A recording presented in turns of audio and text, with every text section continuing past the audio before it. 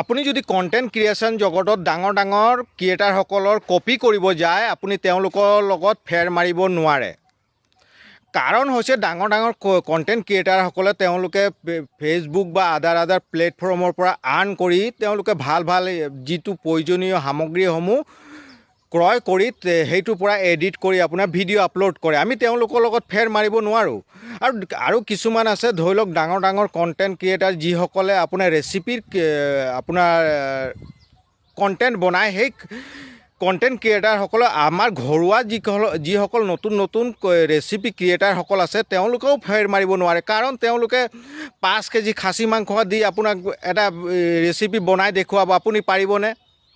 আপুনি আপোনাৰ নিজৰ কণ্টেণ্টক চিম্পুল থওক আৰু জেনুইন থওক।